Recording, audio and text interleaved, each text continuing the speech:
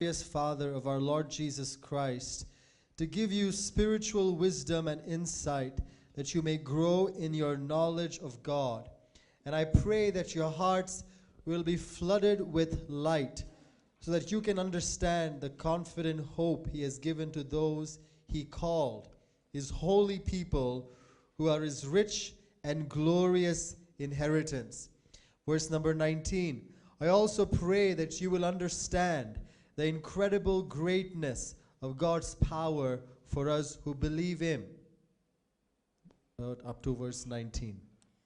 ನಮ್ಮ ಕರ್ತನಾದ ಯೇಸು ಕ್ರಿಸ್ತನು ದೇವರು ಪ್ರಭಾವ ಸ್ವರೂಪನಾದ ತಂದೆಯೂ ಆಗಿರುವ ಆತನು ತನ್ನ ವಿಷಯವಾಗಿ ತಿಳುವಳಿಕೆಯನ್ನು ಕೊಟ್ಟು ಇದುವರೆಗೆ ಗುಪ್ತವಾಗಿದ್ದ ಸತ್ಯಾರ್ಥಗಳನ್ನು ತಿಳುಕೊಳ್ಳುವ ಜ್ಞಾನವುಳ್ಳ ಆತ್ಮವನ್ನು ನಿಮಗೆ ದಯಪಾಲಿಸಬೇಕೆಂದು ಪ್ರಾರ್ಥಿಸುತ್ತೇನೆ. ಆತನು ನಿಮ್ಮ ಮನೋನೇತ್ರಗಳನ್ನು ಬೆಳಗಿಸಿ ಆತನಿಂದ ಕರೆಸಿಕೊಂಡವರು ನಿರೀಕ್ಷಿಸುವ ಪದವಿ ಎಂಥದೆಂಬುದನ್ನು ದೇವಜನರೆಂಬ ಆತನ ಸ್ವಾಸ್ಥ್ಯದ ಮಹಿಮಾತಿಶಯವು ಎಂಥದೆಂಬುದನ್ನು ನಂಬುವರಾದ ನಮ್ಮಲ್ಲಿ ಆತನು ಸಾಧಿಸುವ ಪರಾಕ್ರಮವು ಎಷ್ಟು ಅತಿಶಯವಾದದೆಂಬುದನ್ನು ನೀವು ತಿಳುಕೊಳ್ಳುವಂತೆ ಅನುಗ್ರಹಿಸಲಿ. Amen. Amen. And so we're understanding the spirit of wisdom and revelation wants to flood our hearts with light so that we can understand that God is our hope. ನಮ್ಮ ಒಂದು ಜೀವಿತಗಳಲ್ಲಿ ಅಲ್ಲಿ ಒಂದು ಪ್ರಾರ್ಥನೆ ಏನಿದೆ ಅಂದರೆ, ದೇವರ ಜ್ಞಾನದ ಆತ್ಮನು, ದೇವರ ಪ್ರಕಟಣೆಯ ಆತ್ಮನು, ದೇವರ ಬೆಳಕಿನಿಂದ ನಮ್ಮೊಳಗೆ ಪ್ರಭಾವವಾಗಿ ಹರಿಯಲ್ಪಟ್ಟು ದೇವರ ಅತಿಶಯವಾದ ಸಂಗತಿಯನ್ನು ನಾವು ಅರ್ಥ ಮಾಡಿಕೊಳ್ಳಬೇಕೆಂದು ನಮಗೆ ನಿರೀಕ್ಷೆಯುಳ್ಳ ಜನರಾಗಿದೆ ಎಂದು ತಿಳಿಯಲ್ಪಡಿಸುತ್ತದೆ. The third thing he is praying for is to understand the power of God.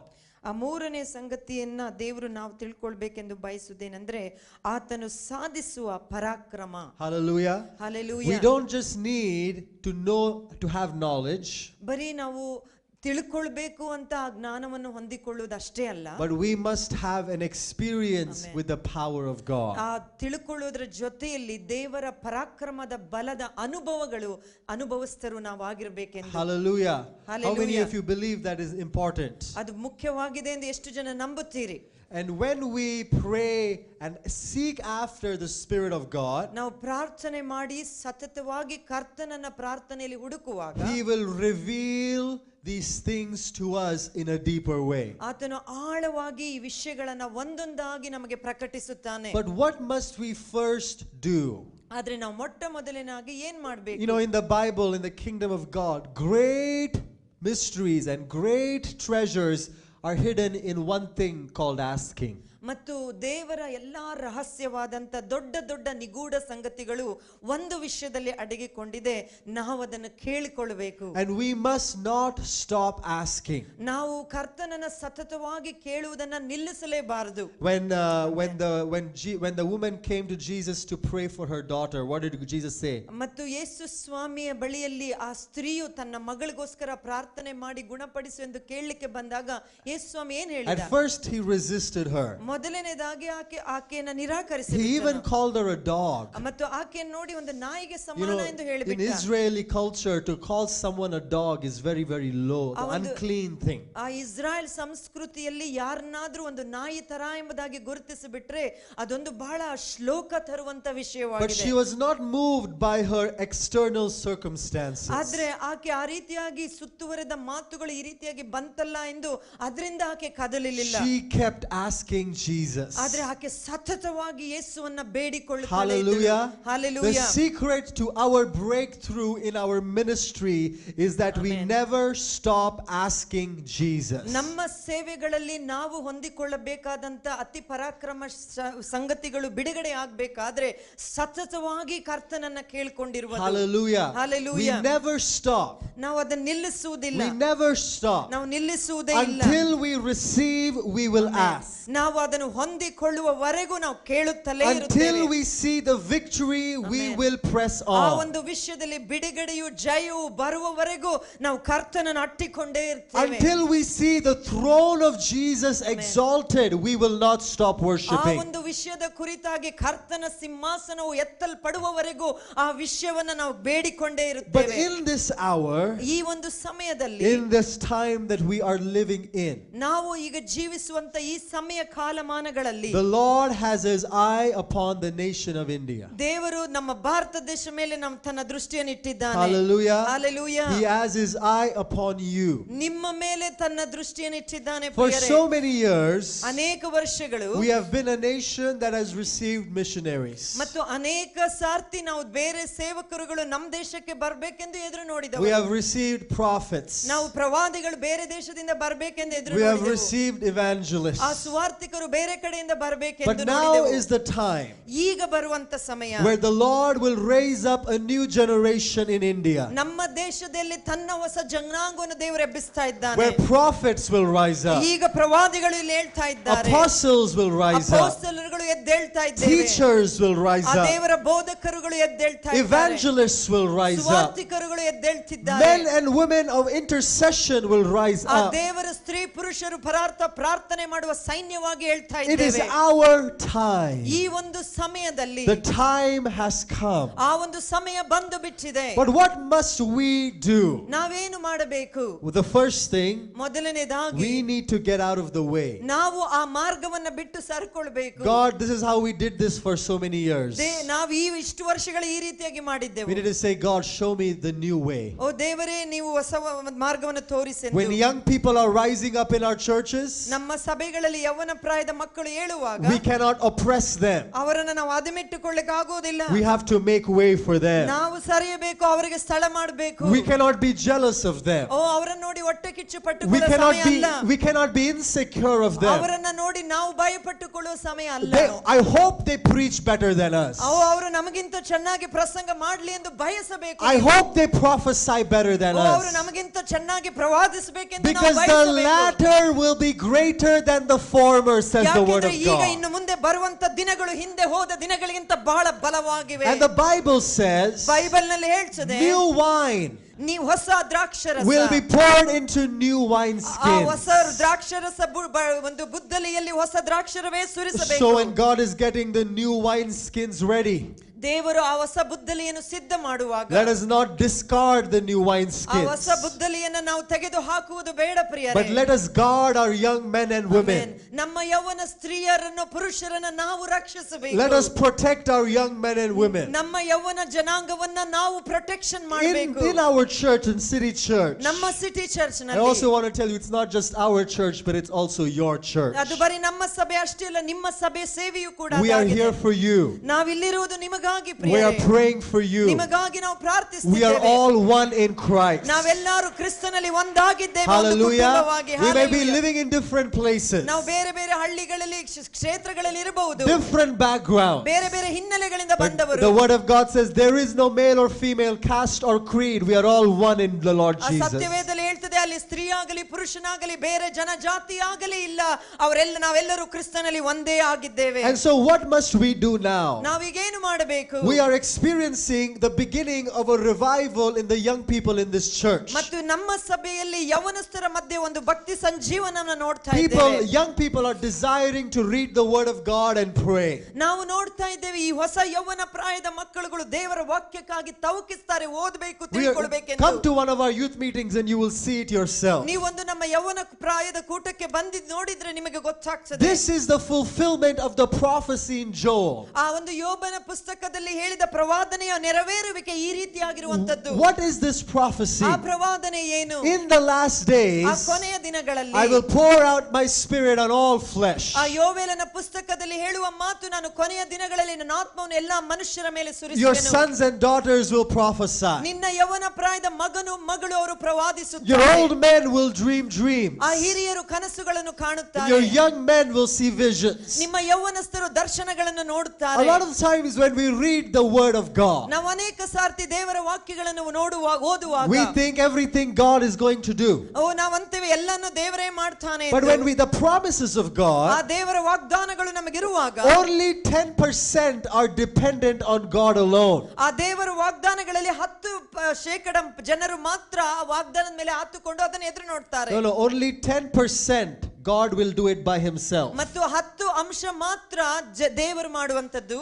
The remaining 90%, ಇನ್ನು 90% ಶತಭಾಗವು God is not going to do it until we cry out to him for ಇನ್ನು it. 90% ನಾವು ಕೂಗಿಕೊಂಡು ಬೇಡಿ ಹೊಂದಿಕೊಳ್ಳಲಾರದೆ ನಾವು ಮಾಡ್ಲಿಕ್ಕೆ ಆಗುದಿಲ್ಲ. These are called conditional prophecies. ಮತ್ತು ಈ ರೀತಿಯ ಪ್ರವಾದನೆಗಳು ಒಂದು ಮಿತಿಯುಳ್ಳ ಪ್ರವಾದನೆಗಳು ಎಂದು. The other 10% are called God's sovereign promises. ಮತ್ತು ಬೇರೆ ಇನ್ನು ಉಳಿದಂತ ಪ್ರವಾದನೆಯ ಮಾತುಗಳು ದೇವರ ಪರಾಕ್ರಮ ಸೌರಭಾಮತ್ವ ಉಳ್ಳಂತ ಪ್ರವಾದನ ಮಾತುಗಳು. So if only 10% are dependent on God, ಮತ್ತು 10% ಮಾತ್ರ ದೇವರ ಮೇಲೆ ಆತುಕೊಂಡ್ರೆ, and 90% of it is dependent on us, ಮತ್ತು ಇನ್ನು 90% ನಮ್ಮ ಮೇಲೆ what ಆತುಕೊಂಡಿರುವುದಾಗಿದೆ. must we do? ಹಾಗಾದ್ರೆ ನಾವೇನ್ ಮಾಡಬೇಕು? We must cry out to him to fulfill his word. ನಾವು ಕೂಗಿ ಕೂಗಿ ಕರೆಯುತ್ತಾ ಗೋಳಾಡಿಕೊಂಡು ಅದನ್ನು ನೆರವೇರಿಸುವುದು ಬೆನ್ನಟ್ಟಬೇಕು. And until we see his word fulfilled, ಆತನ ವಾಗ್ದಾನಗಳು ನೆರವೇರುವವರೆಗೂ we cannot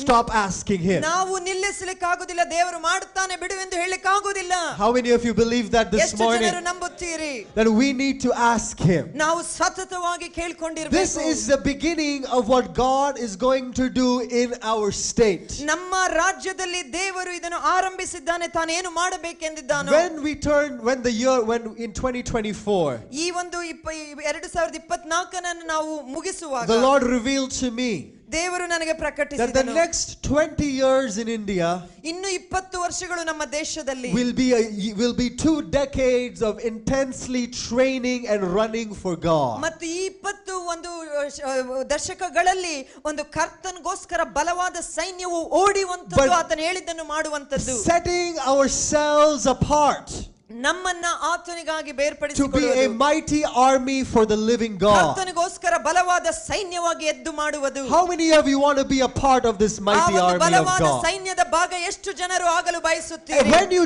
join the army, ನೀವು ಆ ಸೈನ್ಯದ ಪಾತ್ರವಾಗುತ್ತೀರೋ, you have a process of training. ಆ ಒಂದು ತರಬೇತಿಯಲ್ಲಿ ನಾವು ಪಾಲು When ತೆಗೆದುಕೊಳ್ಳುವುದು. you join the army, ನೀವು ಆ ಒಂದು ಸೈನ್ಯದಲ್ಲಿ ಪಾಲನ್ನು your weight ತೆಗೆದುಕೊಳ್ಳುವಾಗ must be certain thing.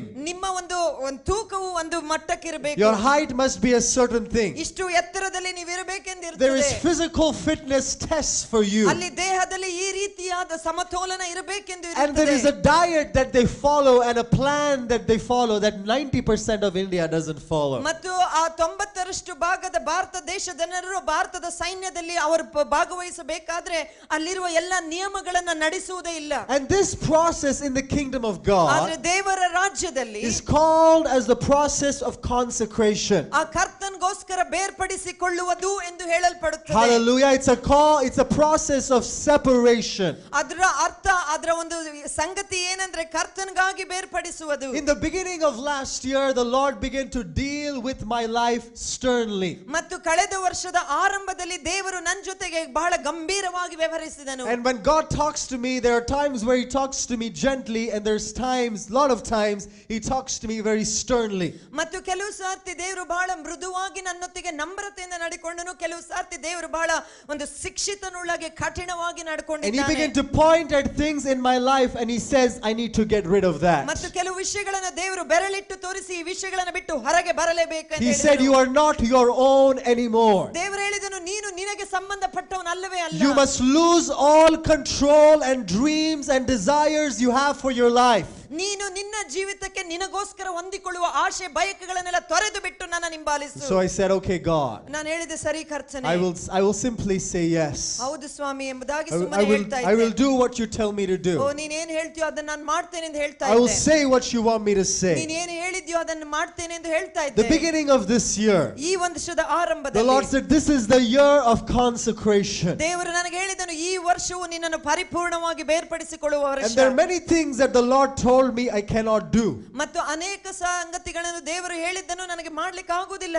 I said, everybody else is doing it. ಓ ದೇವರು, ಎಲ್ಲರೂ ಮಾಡ್ತಾ The ಇದ್ದಾರಲ್ಲ. Lord said, but you cannot do it. ದೇವರು ಹೇಳಿದ, ನೀನು ಅದನ್ನ The ಮಾಡಕ್ಕಾಗಲ್ಲ. first thing he told me to get rid of ಆ ಮೊದಲಿನ ಸಂಗತಿ ದೇವರು ನನಗೆ ಹೇಳಿದ್ದು ಯಾವುದನ್ನು is ಬಿಡಬೇಕು. all of my social media. ಆತನು ಹೇಳಿದನು, ಎಲ್ಲ ಸೋಷಿಯಲ್ ಮೀಡಿಯಾ ಬಿಟ್ಟು ಹೊರಗೆ ಬಾ. Hallelujah. Hallelujah. We have our smartphones. ನಮ್ಮ ಒಂದು ಈ ಸ್ಮಾರ್ಟ್ ಫೋನ್ ಗಳನ್ನು ಇಟ್ಕೊಂಡೇವೆ. As wonderful as it is, ಅದು ಬಹಳ ಒಂದು ಅದ್ಭುತವಾಗಿರುವ ಒಂದು ವರ್ಷ. it is also withholding the Spirit of God in your life. ಅದೇ ಪ್ರಕಾರ ಅದು ಅಷ್ಟು ಅದ್ಭುತವಾಗಿಯೇ ನಮ್ಮನ್ನು ದೇವರಿಂದ ದೂರವಾಗಿ ಇಟ್ಟು ಬಿಡುತ್ತದೆ. Do you agree with me? ಅದನ್ನು ಒಪ್ಪಿಕೊಳ್ತೀರಾ? Hallelujah. Hallelujah. We must get rid of all distractions. ಈ ರೀತಿಯಾಗಿ ಸಾಮಾಜಿಕ ಜಾಲತಾಣದಿಂದ ನಾವು ಹೊರಗೆ ಬರಬೇಕು. We must only focus on God. ಕರ್ತನು ಹೇಳುವ ವಿಷಯಗಳ ಮೇಲೆ ನಮ್ಮ ಗಮನ. Hallelujah. Hallelujah. Hallelujah. Hallelujah. Oh, they are watching these funny videos doesn't mean you can watch it. ಅವರು ಬಹಳ ಹಾಸ್ಯವಾಗಿರುವ ಈ ವಿಡಿಯೋಗಳನ್ನ ನೋಡ್ತಿದ್ದಾರಲ್ಲ, ಅದೇನು ಅಷ್ಟು ತೊಂದರೆ ಇಲ್ಲ, ಅದು ನಾನು ನೋಡ್ತೇನೆ. The other day I was watching a funny video and I was laughing. ಮತ್ತು ಆ ದಿನದಲ್ಲಿ ಒಂದು ಆ ರೀತಿಯ ಹಾಸ್ಯವಾಗಿರುವುದನ್ನ ನೋಡಿ ನಾನು ನಗಾಡ್ತಾ ಇದ್ದೆ. And the Lord said, what's so funny when half of my people are in bondage? ಮತ್ತು ಅದು ಏನು ನಿನಗೆ ಬಹಳ ಒಂದು ಸಂತೋಷ ಕೊಡುತ್ತದೆ, ನನ್ನ ಜನರು ಬಂಧನದಲ್ಲಿದ್ದಾರೆ ಅಂತ ದೇವರು ಹೇಳಿದನು. He said, how can you be watching this? ಅದನ್ನ ನೀನು ಹೇಗೆ ನೋಡ್ತಾ ಇದ್ದೀಯಾ? And the Lord just convicted my heart. ಆ ದೇವರು ನನ್ನ ಹೃದಯವನ್ನ ಹಾಗೆ ಚುಚ್ಚಿ ಮನವರಿಸಿದನು. And so this process of consecration ಆ ರೀತಿಯಾಗಿ ದೇವರು ನಮ್ಮನ್ನು ಬೇರ್ಪಡಿಸುವಂತ ಕ್ರಮ ಇದೆಯಲ್ಲ, is for those who are called for the end times ministry. ಆ ದೇವರ ಕೊನೆಯ ಕಾಲದ ಸೇವೆಗೆ ಕರೆಯಲ್ಪಟ್ಟವರಿಗೆ ದೇವರು ತನ್ನಕ್ಕಾಗಿ ಬೇರ್ಪಡಿಸಿಕೊಳ್ತಾ I ಇದ್ದಾನೆ. want to tell you something. ನಾನು ಹೇಳುವಂತ ಒಂದು This ವಿಷಯ, end times ministry is not a joke. ಆ ಕೊನೆಯ ದಿನಗಳಲ್ಲಿ ಇರುವಂತ ನಮಗೆ ಕೊಡುವ ಸೇವೆಯು ಒಂದು ತಮಾಷೆಗಾಗಿರುವಂತದ್ದಲ್ಲ. We must go through our consecration. ನಮ್ಮನ್ನ ಆ ವಿಷಯಗಳಿಂದ ಬೇರ್ಪಡಿಸುವ ಪ್ರಯಾಸದಲ್ಲಿ ಹೋಗಲೇಬೇಕು. And the Lord said, this entire year ಈ ವರ್ಷವೆಲ್ಲ I want you to be very disciplined. ಬಹಳ ಶಿಸ್ತಿಗೆ ನೀನು ಒಳಗಾಗಬೇಕು. Stay away from social media. ಆ ಒಂದು ಸಾಮಾಜಿಕ ಜಾಲತಾಣದಿಂದ ದೂರ ಇರು. I want you to fast every time I tell you to ನಾನು ಹೇಳುವ fast. ದಿನಗಳೆಲ್ಲ ನೀನು ಉಪವಾಸದಿಂದ ಪ್ರಾರ್ಥಿಸಲೇಬೇಕು. When I tell you something, your answer must always be yes, ನಾನು Lord, I will do ಹೇಳುವಾಗ it. ಏನಾದ್ರೂ ಮಾಡು ಎಂದು ನೀನು ನೋಡ್ತೇನೆ ಎಂದು ಹೇಳುವುದಲ್ಲ, ಹೌದು ಕರ್ತನೆ ಮಾಡ್ತೇನೆ ಎಂದು ಮಾಡಲೇಬೇಕು. So I begin to do it. ಅದನ್ನು ಮಾಡಲು ಆರಂಭಿಸಿದೆ. You know, I think the Lord deals with me specifically very sternly. ಮತ್ತು ದೇವರು ನನ್ನ ಜೊತೆಗೆ ಯಾವಾಗಲೂ ಬಹಳ ಕಠಿಣವಾಗಿ ವ್ಯವಹರಿಸ್ತಾನೆ. And so as I begin to obey the Lord, ನಾನು ಕರ್ತನಿಗೆ ವಿಧೇಯನಾಗುವಾಗ He began to speak to me even more ಆ ದೇವರು ಇನ್ನೂ ಆಳವಾಗಿ ನನ್ನೊಂದಿಗೆ ಮಾತಾಡಲು ಆರಂಭಿಸಿದನು. about the ministry of the Holy ಆ Spirit. ಪರಿಶುದ್ಧಾತ್ಮನ ಒಂದು ಸೇವೆಯ ಕುರಿತಾಗಿ. And without the Holy Spirit, ಆ ಪರಿಶುದ್ಧಾತ್ಮನು ಇಲ್ಲದೆ there is no consecration. ಅಲ್ಲಿ ಯಾವುದೇ ರೀತಿಯ ಬೇರ್ಪಡಿಸುವಿಕೆ ಸಮರ್ಪಣೆ ಇಲ್ಲ. There is no preparation. ಆ ಕರ್ತನಿಗಾಗಿ ಸಿದ್ಧತೆ ಮಾಡುವ ಸಹಾಯಗಳು ಪವಿತ್ರಾತ್ಮನ ಇಲ್ಲದೆ ಇಲ್ಲವೇ ಇಲ್ಲ. There is no anointing. ಅಲ್ಲಿ ದೇವರ ಅಭಿಷೇಕವು ಇರುವುದಿಲ್ಲ. There is no power. ಅಲ್ಲಿ ದೇವರ ಬಲವು ಇರುವುದಿಲ್ಲ. There is no breakthrough. ಅಲ್ಲಿ ಒಂದು ಬಿಡುಗಡೆಯು ಬರೋದೇ ಇಲ್ಲ. We need the Holy Spirit ನಮಗೆ ಪವಿತ್ರಾತ್ಮನು ಬೇಕೇ ಬೇಕು. more than we did last year. ನಾವು ಕಳೆದ ವರ್ಷ ಮಾಡಿದಕ್ಕಿಂತ ಅತಿ ಹೆಚ್ಚಾಗಿ, more than we did 10 years ago. 10 ವರ್ಷದ ಹಿಂದೆ ಮಾಡಿದಕ್ಕಿಂತ ಹೆಚ್ಚಾಗಿ. When the Holy Spirit comes, ದೇವರ ಆತ್ಮನು ಬರುವಾಗ He will bring the fire of God. ಆತನು ದೇವರ ಬೆಂಕಿ He ಆತ್ಮವನ್ನು will bring the ತರುತ್ತಾನೆ. power of God. ಆತನು ದೇವರ ಬಲದ ಆತ್ಮವನ್ನು ತರುತ್ತಾನೆ. He will accelerate us into another level. ನಮ್ಮನ್ನು ಇನ್ನೂ ಅತಿ ವೇಗವಾಗಿ ನಮ್ಮನ್ನು ನಡೆಸುತ್ತಾನೆ. We must welcome Him. ಆತನ ಜೊತೆಯಾಗಿ ನಾವು ಕೆಲಸ How ಮಾಡಬೇಕು. do we welcome Him? ಆತನ ಜೊತೆಯಲ್ಲಿ ಹೇಗೆ ಕಾರ್ಯ ಮಾಡ್ತೇವೆ? Simply say, yes, Lord. ಹೌದು ಕರ್ತನೇ ಎಂದು ಹೇಳುವುದು. Yes, Lord. ಆತನು ಕರೆದಾಗೆಲ್ಲ ಆಯ್ತು Yes, ಕರ್ತನೇ. Lord. ಹೌದು ಕರ್ತನೇ. I will clean my life. ಓ ನನ್ನ ಜೀವಿತನ I will ಶುದ್ಧೀಕರಿಸ್ತೇನೆ. cleanse it, O Lord. ನನ್ನನ್ನು I ಶುದ್ಧೀಕರಿಸಿಕೊಳ್ತೇನೆ. will obey you, O Lord. ನಿನಗೆ ವಿಧೇಯಳಾಗುತ್ತೇನೆ I will ಅಯ್ಯ. get rid of everything that doesn't please you, ನಿನಗೆ God. ಮೆಚ್ಚುಗೆ ತರದ ಯಾವುದೇ ವಿಷಯಗಳು ನನಗೂ ಮೆಚ್ಚುಗೆ ಆಗುವುದು ಬೇಡವೇ ಬೇಡ. The other day I was praying and I said, if there is anything in my O life. ಕರ್ತನಿಗೆ ಪ್ರಾರ್ಥಿಸಿ ಹೇಳ್ತಿದ್ದೆ, ಆ ದಿನದಲ್ಲಿ ಇನ್ಯಾನಾದ್ರೂ ಇನ್ನು ಉಳಿದಿದ್ರೆ. The Lord stopped me. ದೇವರು ಹೇಳಿದನು, Said, don't say if, ಇದೆಯಾ ಎಂಬುದಾಗಿ ನೋಡಬೇಡ. but say, Lord, there is. ಅಲ್ಲಿ ಹೇಳು, ಇದೇ ಕರ್ತನೆ ಎಂದು. Get rid of it. ಅದರಿಂದ ಹೊರಗೆ ಬಾ. A lot of times we pray like we don't know what's wrong with us. ಅನೇಕ ಸಾರ್ತಿ ನಾವು ದೇವರ ಮುಂದೆ ಹೀಗೆ ಪ್ರಾರ್ಥಿಸ್ತೇವೆ, ಒಂದು ವೇಳೆ ಇದ್ರೆ ಕರ್ತನೆ ಎಂದು Tell ಪ್ರಾರ್ಥಿಸ್ತೇವೆ. Him, Lord, this is wrong with me. You fix it. ದೇವರಿಗೆ ಹೇಳ್ರಿ, ದೇವರೇ ಈ ವಿಷಯದಲ್ಲಿ ನಾನು ತಪ್ಪಾಗಿದ್ದೇನೆ, ಇದು ಸರಿಪಡಿಸು, ನನಗೆ ಆಗ್ತಿಲ್ಲ ಎಂದು ದೇವರಿಗೆ ಹೇಳ್ರಿ. Name that, He will fix it. ಅದನ್ನು ಹೆಸರಿಟ್ಟು ಇದು ತಪ್ಪು, ಇದು ನನಗೆ ಬೇಡ ಎಂದು We ದೇವರಿಗೆ will- ಹೇಳ್ರಿ, we will- ದೇವರೇ ಸರಿಪಡಿಸ್ತಾನೆ. We will talk briefly about the 7 spirits of God. ನಾವು ಆ ದೇವರ 7 ವಿಧವಾದ ಆತ್ಮವನ್ನು ಬಹಳ ಸಂಕ್ಷಿಪ್ತವಾಗಿ The ಈಗ 7 ನೋಡಿಕೊಳ್ಳುತ್ತೇವೆ. spirits of ಆ God. ದೇವರ 7 ವಿಧವಾದ ಆತ್ಮದ And I don't want you ಕುರಿತಾಗಿ to get confused if you've never heard about ಒಂದು this. ವೇಳೆ ಇದ್ರ ಕುರಿತಾಗಿ ಇದುವರೆಗೂ ಕೇಳದೆ ಹೋದ್ರೆ ಗಲಿಬಿಲಿ The ಆಗಬೇಡ್ರಿ. 7 spirits of God are the Holy Spirit of ಆ God.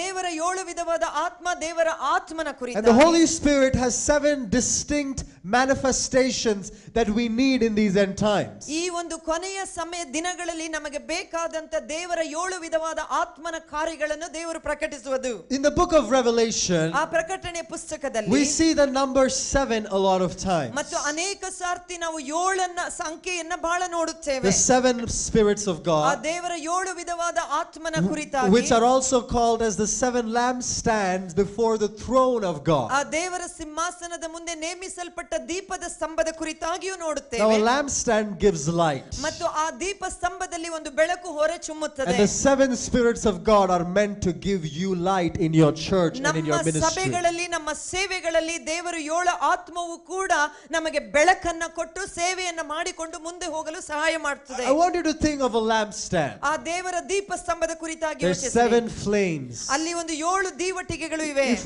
one goes out, ಅದು ಒಂದು ಆರಿ ಬಿಟ್ಟರು it won't make much of a difference. ಅದು ಹೆಚ್ಚು ಒಂದು ವ್ಯತ್ಯಾಸ ಉಂಟಾಗುವುದಿಲ್ಲ. But the issue is, ಆದ್ರೆ ಸಮಸ್ಯೆ we ಏನಂದ್ರೆ have allowed the one to go out. ಆದ್ರೆ ನಾವೇ ಅವಕಾಶ ಮಾಡಿ ಕೊಟ್ಟಿದ್ದೇವೆ ಒಂದು ಆರಿ ಹೋಗ್ಲಿಕ್ಕೆ. If one goes out, ಒಂದು ಆರಿ ಬಿಟ್ಟರೆ the same laziness in us will cause all of it to go out. ಮತ್ತು ಆ ಒಂದು ಸೋಮಾರಿತನ ನಮ್ಮಲ್ಲಿ ನಮ್ಮ ಸೇವೆಯಲ್ಲಿ ಬೇರೆ ದೀಪಗಳು ಆರಿ ಹೋಗೋದಕ್ಕೆ ಅವಕಾಶ ಮಾಡಿ Why does a flame go out? ಯಾಕೆ ಆ ದೀಪದ ಒಂದು ಉರಿಯುವಿಕೆಯು ಆರಿ ಹೋಗುತ್ತದೆ? Listen to me carefully. ಸರಿಯಾಗಿ ಕೇಳಿಸ್ಕೊಳ್ಳ್ರಿ. The flame will go out when there is no oil.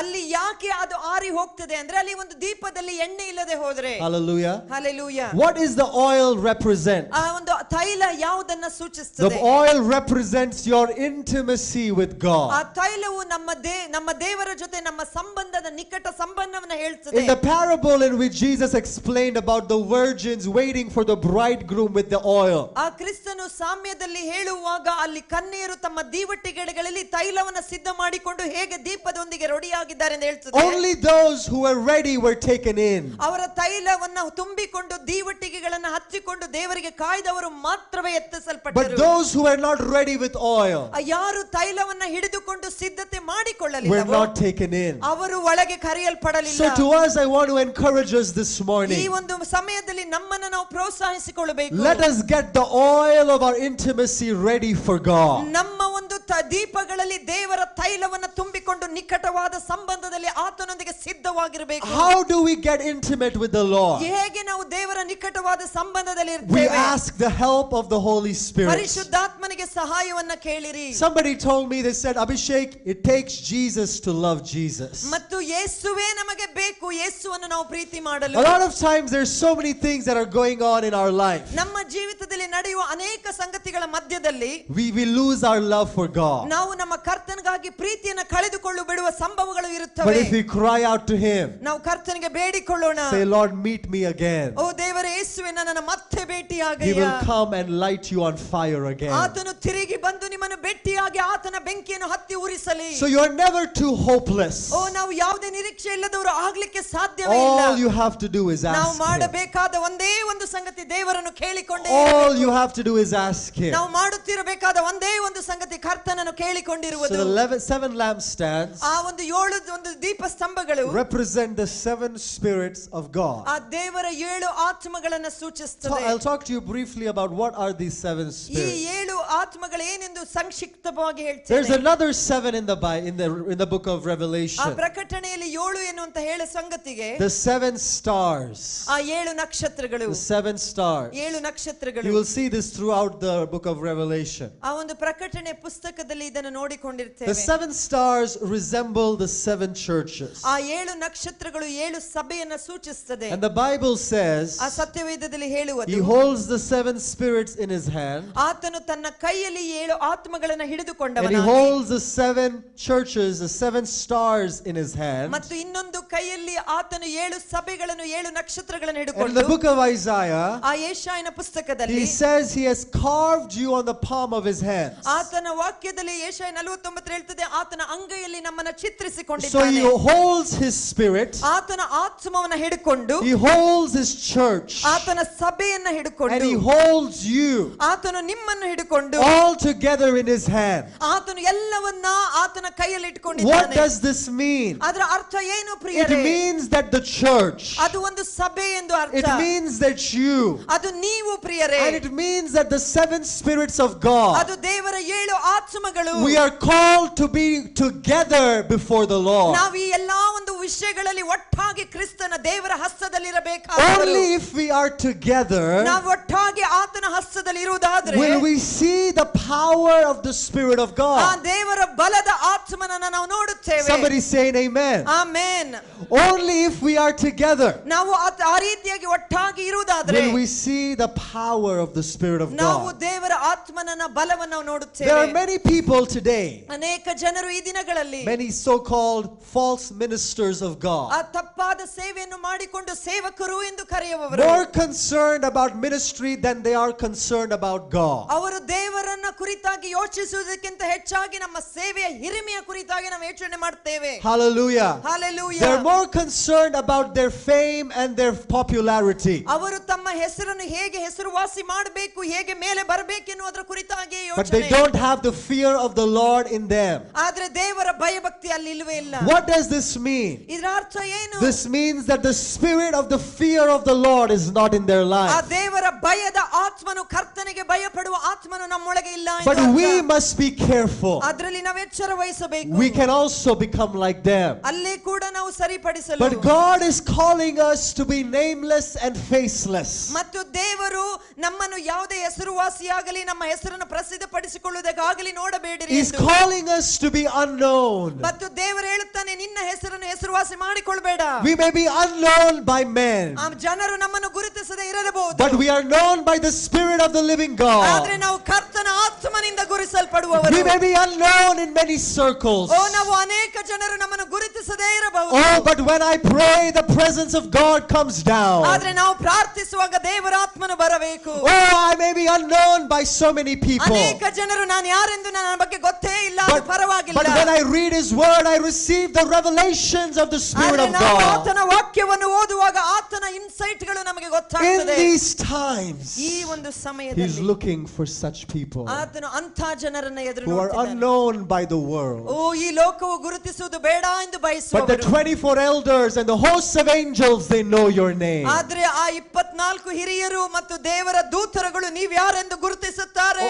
Oh, when the church in India prays, ಆ ಭಾರತ ದೇಶದ ಸಭೆಯಾದ ನಾವು the ಪ್ರಾರ್ಥಿಸುವಾಗ foundations of hell will begin to ಆ shake. ನರಕದ ಬಾಗಿಲುಗಳು ಅಲ್ಲಾಡಿಸಲ್ಪಡುತ್ತವೆ. Oh, when the church in Karnataka will pray, ಕರ್ನಾಟಕದಲ್ಲಿರುವಂತ ಸಭೆಗಳು ನೀವು ನಾವು the ಪ್ರಾರ್ಥಿಸುವಾಗ stronghold over India will come crumbling down ಆ in the name of Bharat Jesus. ದೇಶದಲ್ಲಿರುವ ದುಷ್ಟ ಶಕ್ತಿಗಳು ಕದಲಿ ಕಿತ್ತು ಬಿದ್ದು ಬಿಡುತ್ತವೆ. Such a church the Lord wants to raise up. ಅಂಥ ಒಂದು ಸಭೆಗಳನ್ನಾಗಿ ನಮ್ಮ ಸಭೆಯನ್ನು ದೇವರು ಎಬ್ಬಿಸಬೇಕು. Who in this place wants to be such a minister of ಅಂಥ God? ಒಂದು ಸೇವಕರು ನಾವು ಆಗ್ಬೇಕೆಂದು ಯಾರು Lift up your ಬಯಸುತ್ತೀರಿ? hands and say, here I am, Lord. ಇಲ್ಲಿದ್ದೇನೆ ಕರ್ತನೇ ಎಂದು ಕರ್ತನಿಗೆ ಹೇಳಿ. Here I am, Lord God. ಇಲ್ಲಿದ್ದೇನೆ ಕರ್ತನೇ. Here I am, O, God. ಇಲ್ಲಿದ್ದೇನೆ ನಾನು ಕರ್ತನೇ. Raise us up, God. ನಮ್ಮನ್ನು ನೀನು ಎಬ್ಬಿಸಿಕೋ. The power ನಿನಗಾಗಿ of God is in this ಈ place. ಸ್ಥಳದಲ್ಲಿ ದೇವರ The ಬಲವಿದೆ. power of God is in this ದೇವರ place. ಬಲ ಇಲ್ಲಿದೆ. Such a church the Lord will raise up in ಅಂತ India. ಒಂದು ಸಭೆಯನ್ನ ದೇವರು ಎಬ್ಬಿಸಬೇಕು. Such a dynamic church He's raising up in ಆತನು India. ಅಂತ ಸಭೆಗಳನ್ನು ಎಬ್ಬಿಸಬೇಕು ಈ If ದಿನಗಳಲ್ಲಿ ಎಂದು you ನೋಡ್ತಾ want to ಇದ್ದಾನೆ. be a part of it, ಅದರ ಭಾಗ ನೀವಾಗಬೇಕಾದ್ರೆ begin to clean your life out. ನಮ್ಮ ಜೀವಿತವನ್ನು ನಾವು Begin to ಶುದ್ಧೀಕರಿಸಿಕೊಳ್ಳಬೇಕು. clean your life out. ನಿಮ್ಮ ಜೀವಿತವನ್ನ ಶುದ್ಧೀಕರಿಸಬೇಕು. He will come. ಆತನು He ಬರುತ್ತಾನೆ. will raise up the nation of India. ಆತನು ಆಗ ಭಾರತ ದೇಶವನ್ನು ಎಬ್ಬಿಸ್ತಾನೆ. Hallelujah. Hallelujah. He will raise up the nation of India. Bharat ದೇಶವನ್ನು ಆತನು ಎಬ್ಬಿಸ್ತಾನೆ. So He holds us in His hands. ಆತನು ತನ್ನ ಕೈಯಲ್ಲಿ ನಮ್ಮನ್ನು He ಎಬ್ಬಿಸಿಕೊಂಡು holds the 7 spirits in His hands. ಆತನ ಕೈಯಲ್ಲಿ 7 ಆತ್ಮಗಳನ್ನು He holds the ಎಬ್ಬಿಸಿಕೊಂಡು 7 churches in His ಆ hands. 7 ಸಭೆಗಳನ್ನು ತನ್ನ ಕೈಯಲ್ಲಿ And ಹಿಡಿದುಕೊಂಡು He holds His word also in His hands. ಆತನ ಕೈಯಲ್ಲಿ ಆತನ ವಾಕ್ಯವನ್ನ ಹಿಡಿದುಕೊಂಡು. So what does it mean? ಅದರ ಅರ್ಥ ಏನು It ಪ್ರಿಯರೇ? means that wherever the hand of God stretches, ಎಲ್ಲೆಲ್ಲಿ ದೇವರ ಕೈಯು ಚಾಚಲ್ಪಡುತ್ತದೋ, wherever His hand moves, ಎಲ್ಲೆಲ್ಲಿ ಆತನ ಕೈ ಚಲಿಸುತ್ತದೋ, wherever His spirit goes, ಎಲ್ಲೆಲ್ಲಿ ಆತನ ಆತ್ಮನು ಬರುತ್ತಾನೋ, you and I also are called to go. ನಾನು ನೀವು ಅಲ್ಲೆಲ್ಲ ಹೋಗಬೇಕು. So we must go into every village. ಆತನು ಎಲ್ಲೆಲ್ಲಿ ಹೋಗುತ್ತಾನೋ We ಹಳ್ಳಿಗಳಲ್ಲಿ. must go into every city. ಎಲ್ಲ ಹಳ್ಳಿಗಳಿಗೆ ಎಲ್ಲ ಪಟ್ಟಣಗಳಿಗೆ ನಾವು We must ಹೋಗಬೇಕು. go into every nation. ಎಲ್ಲ ದೇಶಗಳಿಗೆ ನಾವು ಹೋಗಲೇಬೇಕು. Why? ಯಾಕೆ? Because he's already told us to go. ಯಾಕೆಂದ್ರೆ ಆತನು ಹೇಳಿ ಬಿಟ್ಟಿದ್ದಾನೆ ನೀವು ಹೊರಟು So ಹೋಗಿರಿ ಎಂದು. India and Karnataka is ours. Bharat ದೇಶವು ಕರ್ನಾಟಕವು ನನ್ನದು ನಿಮ್ಮದು Who ಆಗಿದೆ. believes that this ಅದನ್ನು morning? ಯಾರು ನಂಬುತ್ತೀರಿ? Who believes that this ಅದನ್ನು ನಾವು morning? ಈ ಅಧ್ಯಾಯದಲ್ಲಿ ಯಾರು ನಂಬುತ್ತೇವೆ? It belongs to us. ಆತನು ನಮಗೆ And so ಸಂಬಂಧಪಟ್ಟವನು. we are knowing the seven spirits. ಆತನು ಈ 7 ಆತ್ಮಗಳನ್ನು ನಮಗೆ The ಕೊಡುತ್ತಾನೆ. number 7 means completion. ಆ 7 ಎನ್ನುವಂತ ಅಂಕೆಯು ಅದು ಪರಿಪೂರ್ಣತೆಯನ್ನು ಸೂಚಿಸುತ್ತದೆ. He will give his full Holy Spirit ಆತನು ಪರಿಪೂರ್ಣವಾದ ಪವಿತ್ರಾತ್ಮನನ್ನು ನಮಗೆ ಕೊಡುತ್ತಾನೆ. to a church to complete the church. ಮತ್ತು ಸಭೆಯನ್ನ ಪರಿಪೂರ್ಣವಾದ ಸಭೆಯನ್ನಾಗಿ ಮಾಡಲು. Let's go to Isaiah chapter 11 verses 2 onwards. ಆ ಒಂದು ಯೆಶಾಯನ ಪತ್ರಿಕೆಯಲ್ಲಿ 11ನೇ ಅಧ್ಯಾಯದ 2ನೇ ವಚನದಿಂದ. Isaiah 11 verses 2. Jeshaiah 11:2ರಿಂದ. It is a prophecy about the Lord Jesus. ಆ ಕರ್ತನಾದ ಯೇಸುವಿನ ಕುರಿತಾಗಿರುವ ಒಂದು ಪ್ರವಾದನೆ. Verse number 2, someone, amen. Amen. So we are seeing that the prophet Isaiah ಅಲ್ಲಿ ಪ್ರವಾದಿಯಾದ ಯೆಶಾಯನ ನಾವು ನೋಡ್ತೇವೆ. is also prophesying before the time of Jesus ಆ ಯೇಸು ಕ್ರಿಸ್ತನ ಬರುವಣ ಮೊದಲೇ ಈ ಪ್ರವಾದನೆ ಉಂಟಾಗ್ತದೆ. that the Christ to come ಆ ಕ್ರಿಸ್ತನು ಬರುವುದಕ್ಕಾಗಿ will bear the power of the Holy Spirit in all of his measure. ಮತ್ತು ಆತನ ಪರಿಪೂರ್ಣತೆಯಲ್ಲಿ ಪರಿಶುದ್ಧಾತ್ಮನು ಬರುವಂತದ್ದು. In the Old Testament, ಹಳೆ ಒಡಂಬಡಿಕೆಯಲ್ಲಿ whenever the Holy Spirit moved and was revealed, ಮತ್ತು ಯಾವಾಗ ಪವಿತ್ರಾತ್ಮನು ಚಲಿಸಿದನು ಮತ್ತು ಅವನ ಕುರಿತಾಗಿ he ಪ್ರಕಟಿಸಲ್ಪಟ್ಟನು, was revealed in only a particular ministry that he has. ಆತನು ಹೊಂದಿಕೊಂಡಂತ ಕೆಲವು ಸೇವೆಗಳಲ್ಲಿ ಮಾತ್ರವೇ ಆತನು ಚಲಿಸಲ್ಪಟ್ಟನು. When Israel needed victory, he was the spirit of might. ಆ ಒಂದು ಇಸ್ರಾಯೇಲರಿಗೆ ಒಂದು ಜಯ ಬೇಕಾದಾಗ ಆತನ ಬಲ ಪರಾಕ್ರಮದಲ್ಲಿ When the ಕಾಣಿಸಿಕೊಂಡನು. prophets prophesied, he was the spirit of wisdom and ಮತ್ತು revelation. ಪ್ರವಾದಿಗಳು ಪ್ರವಾದಿಸಲ್ಪಡುವಾಗ ಆತನು ದೇವರ ಆತ್ಮವಾಗಿಯೂ ದೇವರ ಪ್ರಕಟಣೆಯಾಗಿಯೂ When ಪ್ರಕಟಿಸಿಕೊಂಡನು. his people interpreted dreams, he was the spirit of understanding. ಆ ದೇವರ ದರ್ಶನ ಕನಸುಗಳನ್ನು ಅವರು ಕಂಡು ಹೇಳುವಾಗ ಆತನು ಅದರ ಅರ್ಥವಾಗಿ ಮಾರ್ಪಾಟು But ಮಾಡಿದನು. we don't really see this whole spirit at work in the Old Testament. ಮತ್ತು ಈ ಹಳೆ ಒಡಂಬಡಿಕೆಯಲ್ಲಿ ಈ ಒಂದು ಆತ್ಮಗಳನ್ನ ಪರಿಪೂರ್ಣವಾಗಿ ನಾವು ನೋಡುವುದಿಲ್ಲ. Because the spirit was not given to them yet. ಯಾಕೆಂದ್ರೆ ಆ ದೇವರ ಪರಿಶುದ್ಧಾತ್ಮನು ಈಗ ಇನ್ನೂ ಅವರಿಗೆ ಕೊಡಲ್ಪಟ್ಟಿರಲಿಲ್ಲ. But the spirit is now given to us without measurement. ಈಗಿನ ದಿನಗಳಲ್ಲಿ ದೇವರು ಯಾವುದೇ ಮಿತಿ ಇಲ್ಲದೆ ಪವಿತ್ರಾತ್ಮನನ್ನು ಧಾರಾಳವಾಗಿ ಕೊಟ್ಟು He is ಬಿಟ್ಟಿದ್ದಾನೆ. giving it to you freely. ಆತನು ಉಚಿತವಾಗಿ ಅದನ್ನು ನಮಗೆ ಧಾರಾಳವಾಗಿ So ಕೊಟ್ಟಿದ್ದಾನೆ. let's look at verse number 2. 2ನೇ ವಚನದಲ್ಲಿ ನಾವು It says ನೋಡುವಾಗ the spirit of the Lord will rest on him. ಅಲ್ಲಿ ಈ ರೀತಿಯಾಗಿ ಹೇಳ್ತದೆ, ದೇವರ ಆತ್ಮನು ಆತನ ಮೇಲೆ The ನೆಲೆಗೊಳ್ಳುತ್ತಾನೆ. spirit of the Lord will not visit him. ಆತನನ್ನು ಭೇಟಿ The ಆಗುವುದಿಲ್ಲ. spirit of the Lord will not come to him in the daytime and leave at night time. ಹಗಲಿನಲ್ಲಿ ಬಂದು ರಾತ್ರಿಯಲ್ಲಿ ಬಿಟ್ಟು ಹೋಗುವುದಿಲ್ಲ. The spirit of the Lord will consistently rest upon him. ಆತನ ಮೇಲೆ ಆ ದೇವರ ಆತ್ಮನು ನೆಲೆಗೊಳ್ಳುತ್ತಾನೆ And ಸತತವಾಗಿ. Jesus said, ಆ ಯೇಸು the ಹೇಳಿದನು, same spirit that I have, ನನಗಿರುವ ಅದೇ ಆತ್ಮನು I now give to you.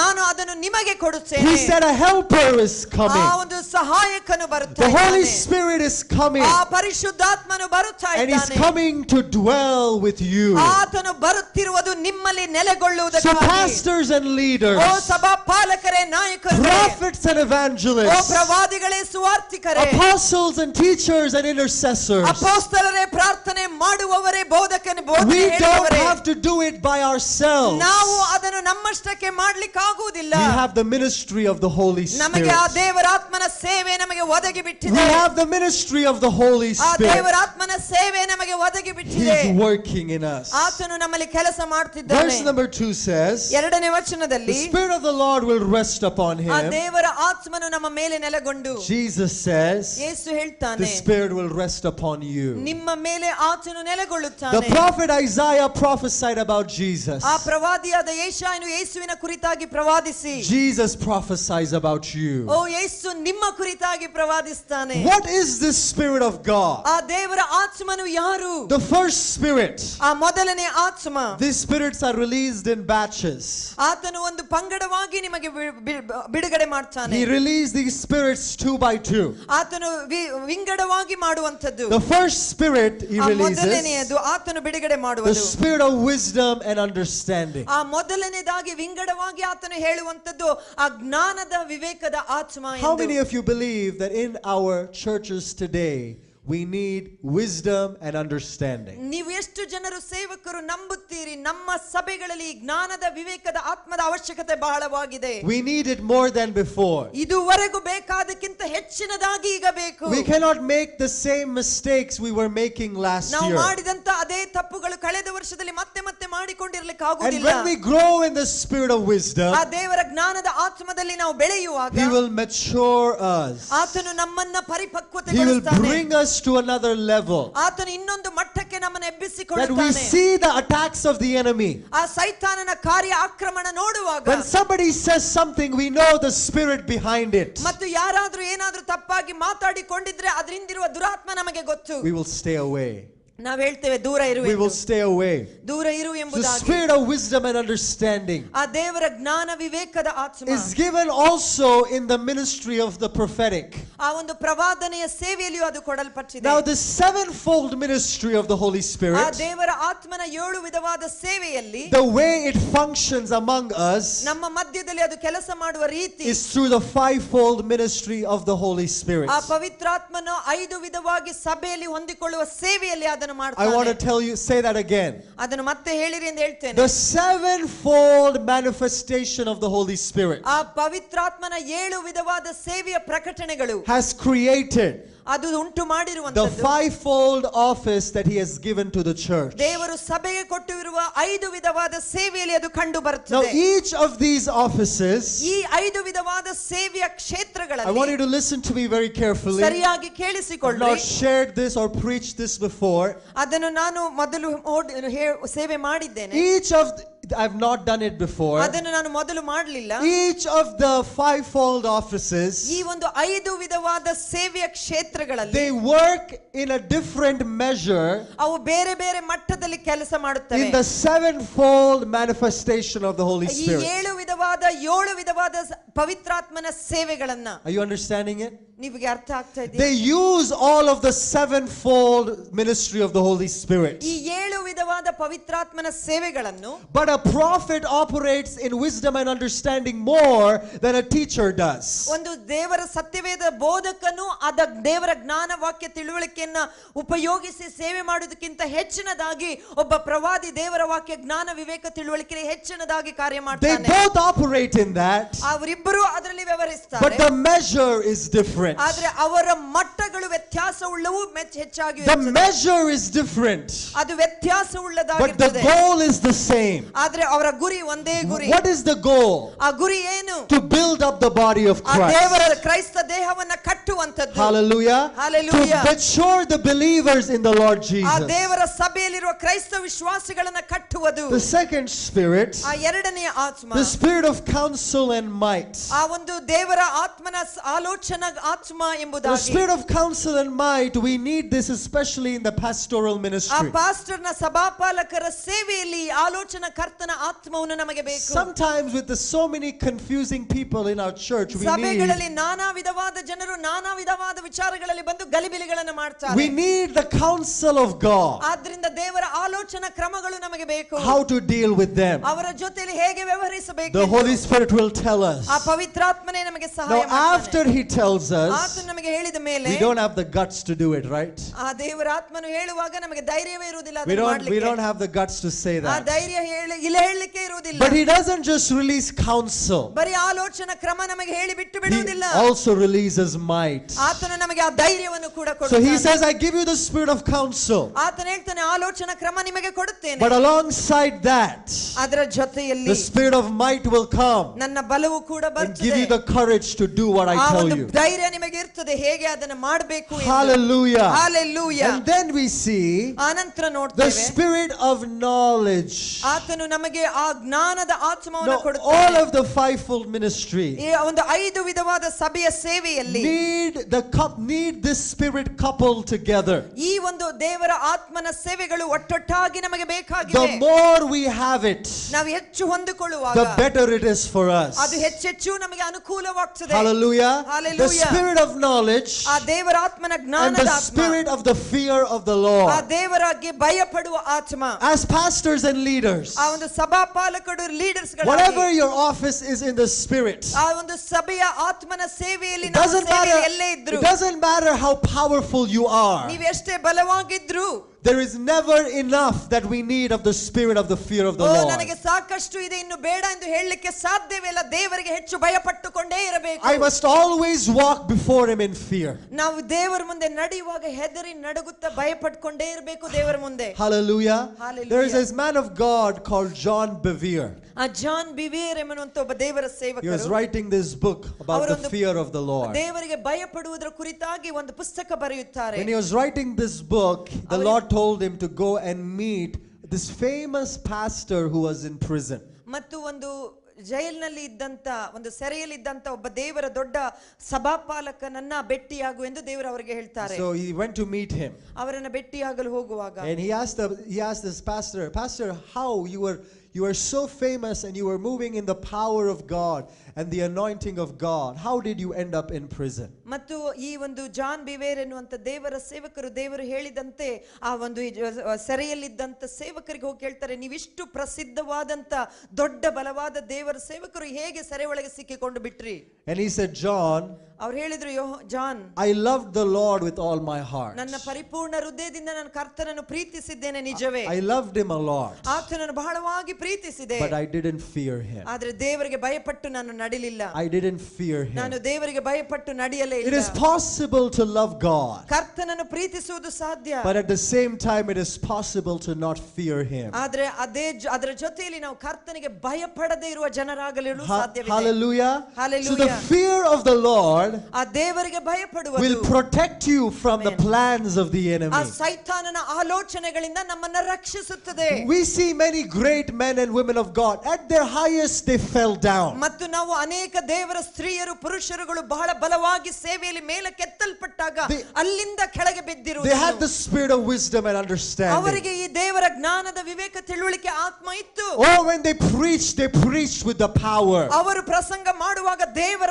ಬಲದಿಂದ ಮಾಡಿದರು. Oh, when they prayed, demons were cast out. ಅವರು ಪ್ರಾರ್ಥಿಸುವಾಗ ದೆವ್ವಗಳು ಬಿಟ್ಟು ಹೋದವು. But no fear of the Lord. ಆದರೆ ದೇವರ ಭಯವೇ ಇಲ್ಲ. No fear of the Lord. ದೇವರ ಭಯ ಇಲ್ಲ. The fear of the Lord will keep you when everybody else is falling down. ಮತ್ತು ದೇವರಿಗೆ ಭಯಪಟ್ಟುಕೊಂಡು ಕೊನೆಯವರೆಗೆ ನಡೆಯುವುದಾದರೆ ಎಲ್ಲರೂ ಕೆಳಗೆ ಬೀಳುವಾಗಲೂ ನಾವು ದೇವರ ಹತ್ತಿರವೇ ಇರ್ತೇವೆ. Even when we look at the life of Samson in the Bible, ಆ ಸಂಸೋನನನ್ನು ಸತ್ಯವೇದದಲ್ಲಿ ನೋಡುವಾಗ great might and strength, ಆತನು ದೊಡ್ಡ ಬಲವುಳ್ಳಂತ ಒಬ್ಬ ವ್ಯಕ್ತಿ. but he came down ಆದ್ರೆ ಆತನು ಕೆಳಗೆ because he ಬಿದ್ದನು. did not obey the Lord. ಯಾಕೆಂದ್ರೆ ದೇವರಿಗೆ ಭಯಪಟ್ಟು ದೇವರಿಗೆ ವಿಧೇಯನಾಗಲಿಲ್ಲ. So we see that the sevenfold Spirit of God ಆ ದೇವರ 7 ವಿಧವಾದ ಸೇವೆಯಲ್ಲಿ rested upon Jesus. ಮತ್ತು ಕರ್ತನ ಮೇಲೆ ಆತುಕೊಳ್ಳುವುದು.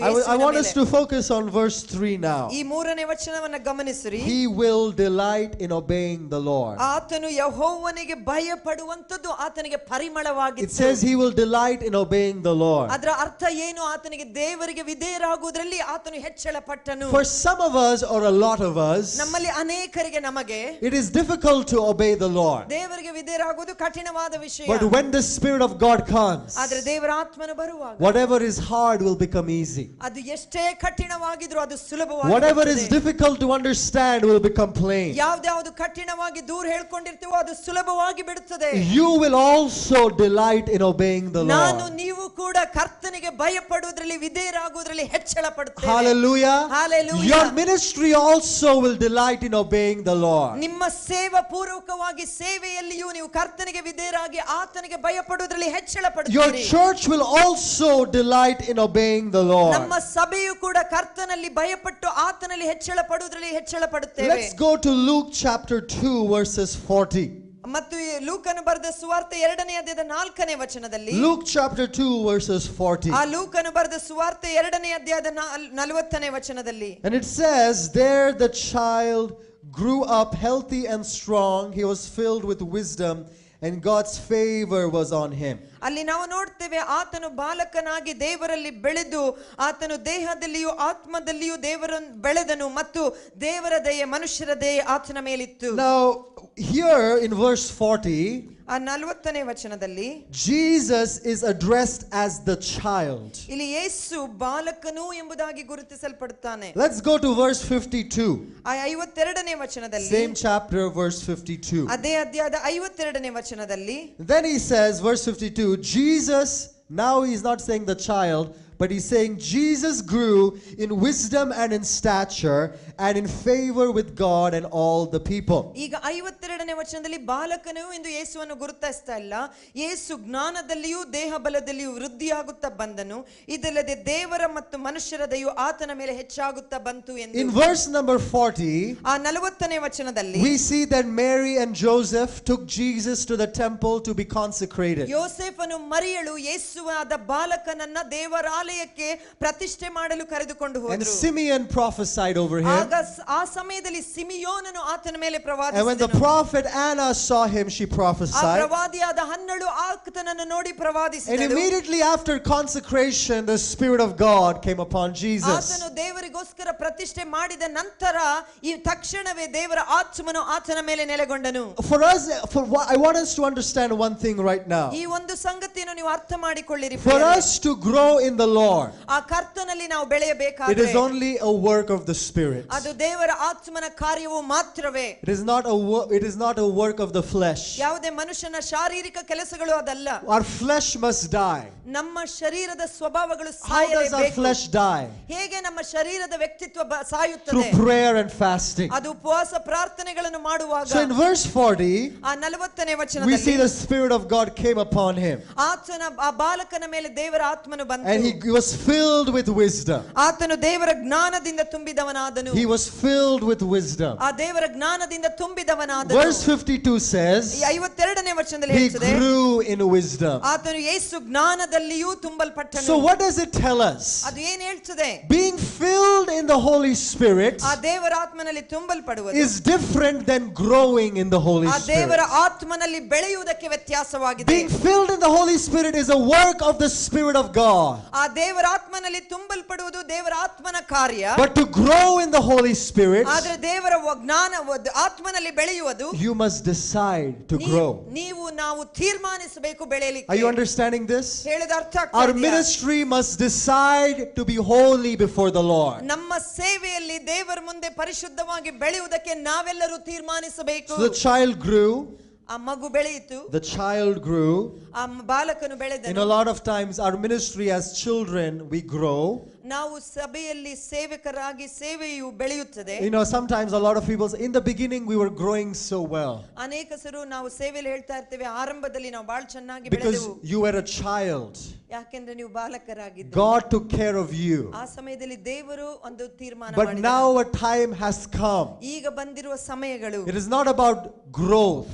ಇದು ಬೆಳೆಯುವಂತದ್ದು ಮಾತ್ರವೇ Sorry, ಅಲ್ಲ. it is not about receiving. ಈಗ ಬರೀ ಹೊಂದಿಕೊಳ್ಳುವುದಲ್ಲ. But it is about growing. ಈಗ ಬೆಳೆಯುವಂತದ್ದು. You must decide to grow. ನಾವು ಬೆಳೆಯುತ್ತಾ ಇರಬೇಕೆಂದು ನೀವು ತೀರ್ಮಾನಿಸಬೇಕು. So we saw in this part of the chapter until verse 40, Jesus grew as a child. ಆ 40ನೇ ವಚನದಲ್ಲಿ ಲೂಕ 2ರಲ್ಲಿ ನಾವು ನೋಡುತ್ತೇವೆ ಯೇಸು ಬಾಲಕನಾಗಿ ಬೆಳೆದನು ಎಂದು. Verse number 42. 42ನೇ When ವಚನದಲ್ಲಿ Jesus was 12 years old, they visited the temple again. ಆ ಒಂದು ಯೇಸು ಸ್ವಾಮಿ 12 ವರ್ಷದವನಾಗಿದ್ದಾಗ ಮತ್ತೆ ಅವರು ದೇವಾಲಯವನ್ನು ಭೇಟಿ ಮಾಡಿದರು. Amen. Jesus visited the temple again. 12ನೇ ವಚನದಲ್ಲಿ ನಾವು 42ರಲ್ಲಿ ನಾವು ನೋಡ್ತೇವೆ 12 ವರ್ಷದವನಾಗಿರುವಾಗ ಆತನು ದೇವಾಲಯವನ್ನು ಭೇಟಿ I ಮಾಡಿದನು. want us to pay attention right now. ಇದರ ಬಗ್ಗೆ ಗಮನ ವಹಿಸಿರಿ. The age 12 in a Jewish person's life is very significant. ಆ ಒಂದು ಯಹೂದ್ಯರ ಸಂಸ್ಕೃತಿಯಲ್ಲಿ 12 ವರ್ಷದ ಬಾಲಕರು ಬಹಳ ಒಂದು ಗುರುತಿಸುವಂತ ವರ್ಷ. Because it is at this age or even before that the parents make the child memorize the Torah, the first 5 books of the Bible, and they make them memorize the whole book. ಇಲ್ಲಿ ನಾವು ನೋಡುತ್ತೇವೆ 12 ವರ್ಷದ ಬಾಲಕರಾಗಿ ಮುಗಿಯುವ ಒಳಗೆ ಆ ಮಕ್ಕಳಿಗೆ ಅವರು ಸತ್ಯವೇದದ ಮೊದಲಿನ 5 ಪುಸ್ತಕಗಳನ್ನು ಬಾಯಿಪಾಠ ಮಾಡಿಸ್ತಾರೆ. They make them memorize it. ಅದನ್ನು ಬಾಯಿಪಾಠ ಮಾಡಿಸ್ತಾರೆ. And after they memorize it, ಅವರು ಅದನ್ನು ಮಾಡಿ ಮುಗಿಸಿದ ಮೇಲೆ when they turn the age of 12, ಅವರು 12 ವರ್ಷ ಮುಗಿಯುವಾಗ they go to the temple, ಅವರು ದೇವಾಲಯಕ್ಕೆ and ಹೋಗಿ they go to the priest, ಅವರು ಯಾಜಕನ ಬಳಿಗೆ and the ಹೋಗಿ priest will conduct their examination. ಅವರ ಒಂದು ಪರೀಕ್ಷೆ ಮಾಡುತ್ತಾನೆ ಯಾಜಕನು. And the priest will ask them many questions. ಅವರಿಗೆ ಅನೇಕ ಪ್ರಶ್ನೆಗಳನ್ನು This ಕೇಳುತ್ತಾನೆ. is common even today in their customs. ಅವರ ಒಂದು ಸಂಸ್ಕೃತಿಯಲ್ಲಿ ಈಗಲೂ ಕೂಡ ಅದು ಹಾಗೆ ಇದೆ. And when they pass their exams, ಅವರ ಎಕ್ಸಾಮ್ ಗಳನ್ನು ಅವರು ಮುಗಿಸುವಾಗ when they pass their exams, ಅವರ ಎಕ್ಸಾಮ್ ಗಳನ್ನು ಮುಗಿಸುವಾಗ the priest will now tell the parents, ಈಗ ಅವರ ಒಂದು ಯಾಜಕನು ಅವರ ತಂದೆ ತಾಯಿಗಳಿಗೆ your ಹೇಳ್ತಾನೆ, son and daughter is now ready to take care of of the father's business. ಮತ್ತು ಈಗ ನಿನ್ನ ಮಗನು ಮಗಳು ನಿಮಗೆ ಕೊಡಲ್ಪಟ್ಟ ನಿಮ್ಮ ವ್ಯವಹಾರಗಳನ್ನು ನೋಡಿಕೊಳ್ಳಲು If ಸಿದ್ಧವಾಗಿದ್ದಾರೆ. there is a son, ಒಂದು ವೇಳೆ ಮಗನಿದ್ರೆ when they pass the exam at 12, 12 ವರ್ಷದ ಎಕ್ಸಾಮ್ ಮುಗಿದ ಮೇಲೆ if the father is a carpenter, ಒಂದು ವೇಳೆ ಅವರ ತಂದೆ ಒಬ್ಬ ಬಡಗಿ ಆಗಿದ್ರೆ the priest will say, now even the son is permitted to be a carpenter. ಮತ್ತು ಈಗ ನಿಮ್ಮ ಮಗನು ಕೂಡ ಅಪ್ಪನ ಕೆಲಸವನ್ನು ಮಾಡಲಿಕ್ಕೆ ಸಿದ್ಧವಾಗಿದ್ದಾನೆ. Now after this, Jesus was presented at the temple. ಆ ನಂತರ ಯೇಸು ಸ್ವಾಮಿ ಈ ಒಂದು ಆಲಯದಲ್ಲಿ ಆತನನ್ನು ಕರೆದುಕೊಂಡು ಹೋದ ಮೇಲೆ The Bible says, ಸತ್ಯವೇದದಲ್ಲಿ ಹೇಳ್ತದೆ, as they conducted these exams, ಈ ಒಂದು ಪರೀಕ್ಷೆಗಳನ್ನು ಅವರು ಮಾಡುವಾಗ what does the other part of the Bible say? They were amazed at the wisdom he had. ಆ ವಾಕ್ಯದಲ್ಲಿ ಈ ರೀತಿ ಹೇಳ್ತದೆ, ಅವನ ಜ್ಞಾನವನ್ನು ನೋಡಿ ಅವರು ಆಶ್ಚರ್ಯಗೊಂಡರು. Why were then Mary and Joseph forgot him.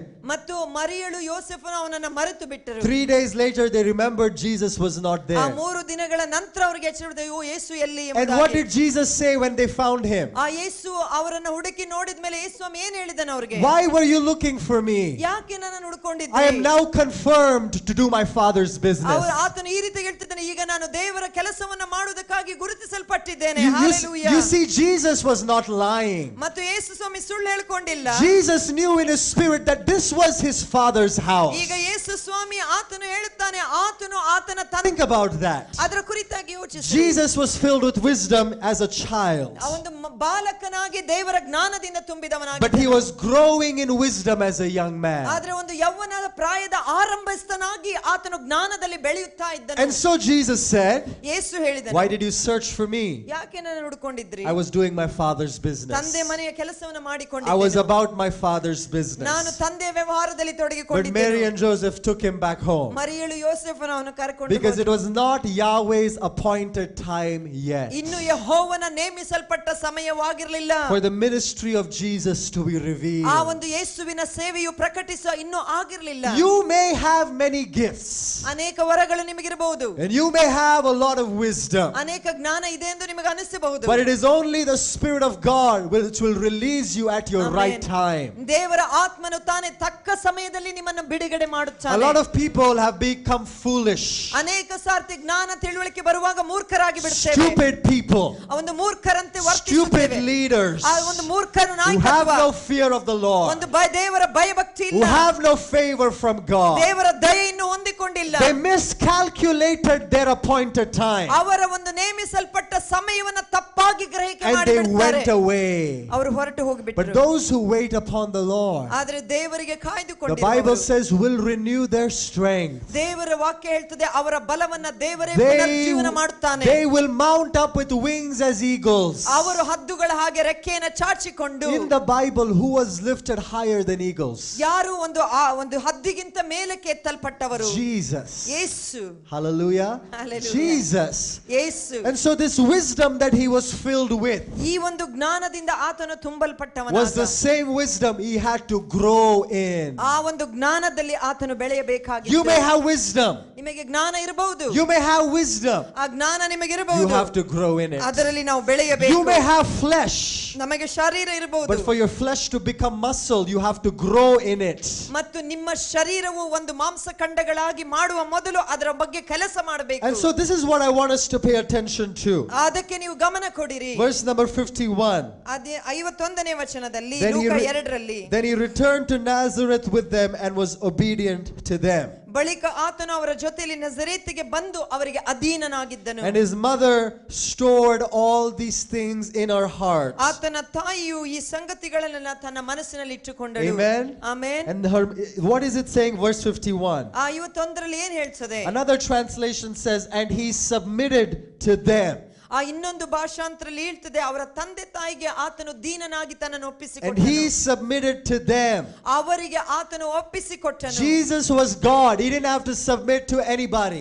ಯೇಸು ಸ್ವಾಮಿ ದೇವರಾಗಿದ್ದನು, ಯಾರಿಗೂ ಆತನು ಅಧೀನನಾಗಬೇಕಾಗಿರಲಿಲ್ಲ. But he still submitted to them. ಆದರೂ ಕೂಡ ಅವರ ಅಧೀನತೆಗೆ ತನ್ನನ್ನು ಒಪ್ಪಿಸಿಕೊಟ್ಟನು. Now verse 52 says, ಈಗ 52ನೇ ವಚನದಲ್ಲಿ ಹೇಳ್ತದೆ, look now, it's not addressing Jesus as the child. ಈಗ ಯೇಸುವನ್ನ ಆತನು ಒಂದು ಬಾಲಕನು ಎಂದು It's ಗುರುತಿಸುತ್ತಿಲ್ಲ. addressing Jesus in his true identity, Jesus.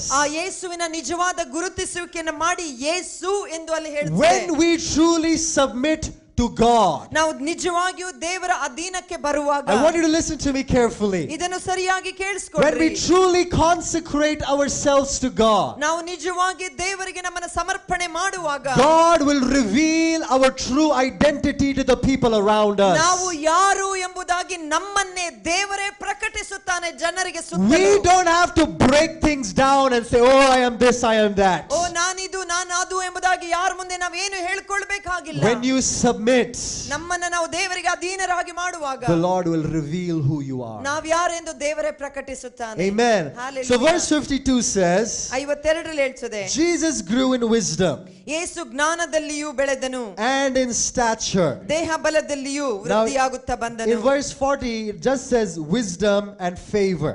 40ನೇ ವಚನದಲ್ಲಿ ಆತನ ಮೇಲೆ ದೇವರ ದಯವಿತ್ತು ಜ್ಞಾನವಿತ್ತು ಎಂದು. But what happened from a child to Jesus?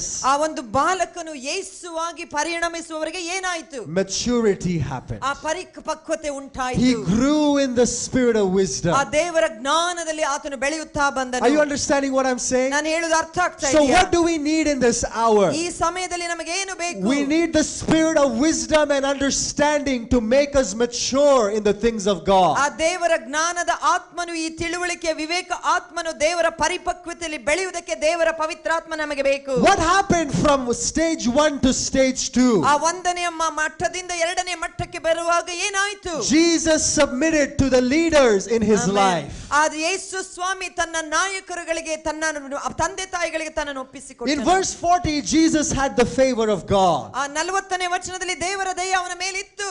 In verse 40 Jesus had the wisdom of God. ಆ 40ನೇ ವಚನದಲ್ಲಿ ದೇವರ ಜ್ಞಾನ ಅವನ ಮೇಲೆ ಇತ್ತು. But as he submitted to his parents, ಆದ್ರೆ ಆತನ ತಂದೆ ತಾಯಿಗಳಿಗೆ ತಾನು ಅಧೀನನಾಗಿದ್ದಾಗ, in verse 51 ಆ 51ನೇ ವಚನದಲ್ಲಿ 2 more things were added to his ಆ life. ಎರಡು ಸಂಗತಿಗಳು ಅವನ ಜೀವಿತಕ್ಕೆ ಸೇರಿಸಲ್ಪಟ್ಟವು. Stature was added. ಆತನ ಒಂದು ದೇಹ ಬಲ ಎಂಬುದಾಗಿ, Favor with man was also added. ಆ ಮನುಷ್ಯರ ದಯವು ಆತನಿಗೆ ಸೇರಿಸಲ್ಪಟ್ಟಿತು. Hallelujah. Hallelujah. So we cannot be limited in what God wants to give us. ಕರ್ತನು ಮಾಡುವಂತ ಕೊಡುವಂತ ವಿಷಯಗಳಿಗೆ ನಾವು ಮಿತಿ ಹಾಕಬಾರದು ಪ್ರಿಯರೇ. The way we limit ourselves ನಾವು ದೇವರಿಗೆ ಮಿತಿ ಹಾಕುವ ರೀತಿಗಳು is by walking in pride. ನಮ್ಮ ಅಹಂಕಾರದಲ್ಲಿ ನಡೆಯುವಾಗ, We're walking in pride. ಅಹಂಕಾರದಲ್ಲಿ ನಡೆಕೊಂಡು, The Lord doesn't resist the worst sinner.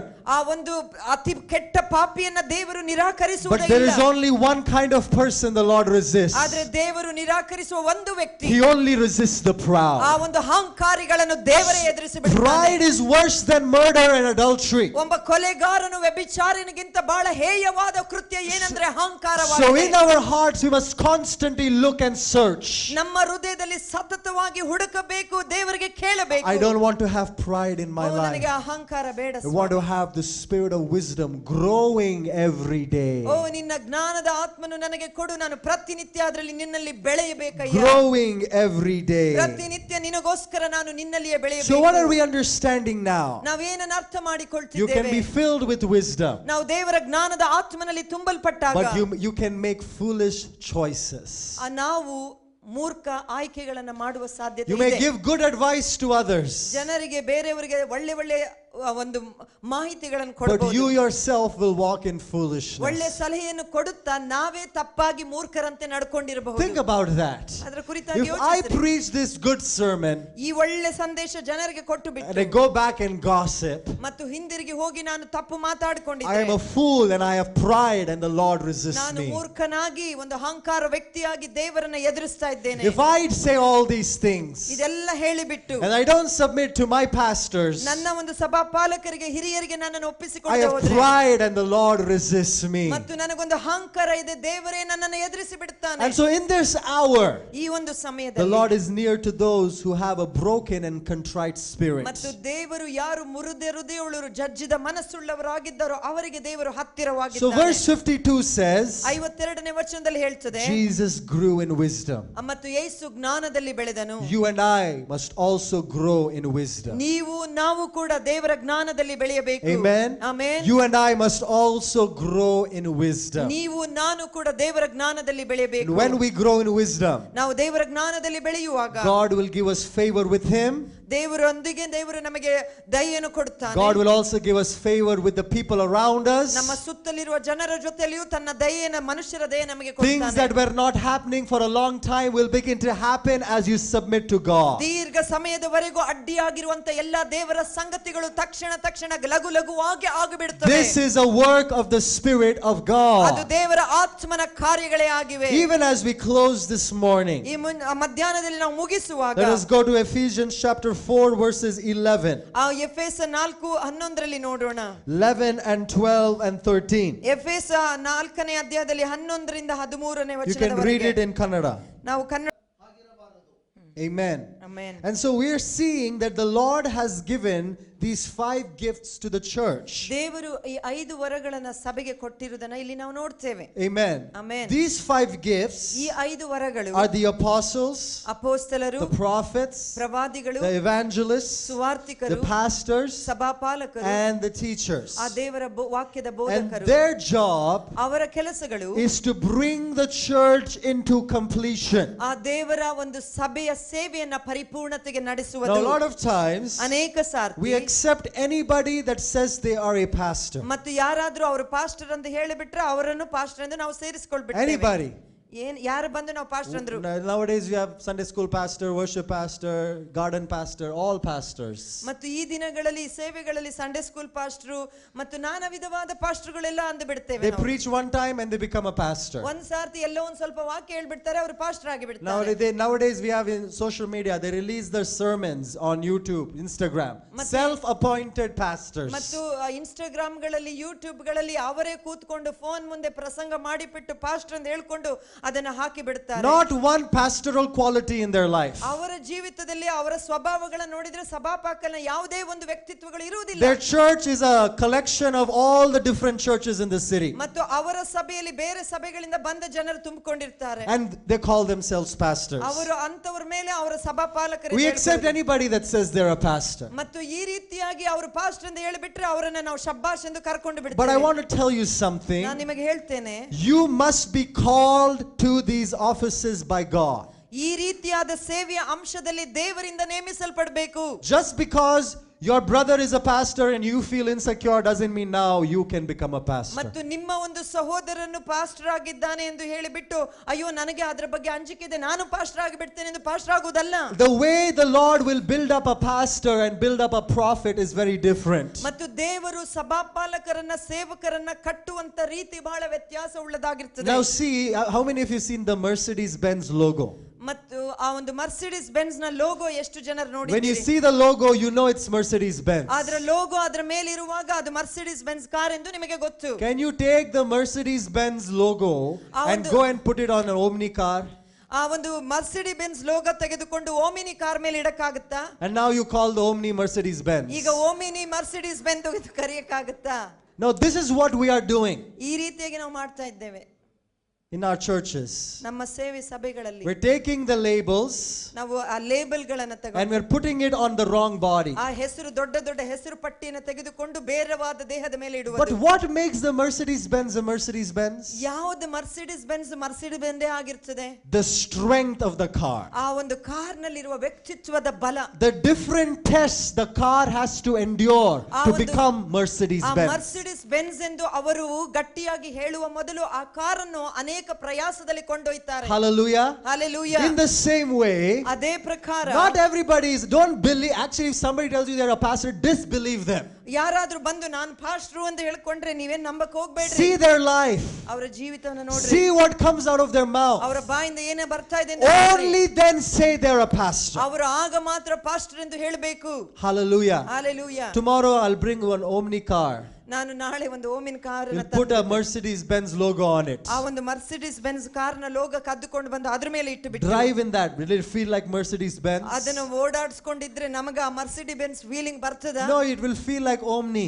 ಅದು ಓಮಿನಿ ಆಗೇ ಇರ್ತದೆ. You know, this is why when some of these pastors preach, everybody's sleeping. ಮತ್ತು ಆದ್ರಿಂದ ಕೆಲವು ಸಾರ್ತಿ ಪಾಸ್ಟರ್ಸ್ ಗಳು preach ಮಾಡುವಾಗ ಎಲ್ಲ ನಿದ್ದೆ When these ಮಾಡ್ಕೊಂಡಿರ್ತಾರೆ. prophets prophesy, everybody's confused. ಮತ್ತು ಆ ಪ್ರವಾದಿಗಳು ಏನಾದ್ರೂ ಇದು ದೇವರು ಹೇಳಿದ್ದಾನೆ ಎಂದು ಪ್ರವಾದಿಸುವಾಗ ಅವರಿಗೆ ಗಲಿಬಿಲಿ It's a ಆಗಿಬಿಡುತ್ತದೆ. Mercedes-Benz logo on an Omni car. ಆ ಮರ್ಸಿಡಿಸ್ ಬೆಂಜ್ ಲೋಗೋ ತೆಗೆದುಕೊಂಡು ಓಮಿನಿ ಮೇಲೆ ಇಟ್ಟು ಬಿಟ್ಟು ಹೇಳುವಂತದ್ದು. But the Lord will prepare his prophets in a different way. ಆದ್ರೆ ದೇವರು ತನ್ನ ಪ್ರವಾದಿಗಳನ್ನು ತನಗಾಗಿ ವ್ಯತ್ಯಾಸ ಉಳ್ಳವರಾಗಿ The Lord will prepare his pastors in a different way. ದೇವರು ತನ್ನ ಸಭಾಪಾಲಕರುಗಳನ್ನು ವ್ಯತ್ಯಾಸ ಉಳ್ಳ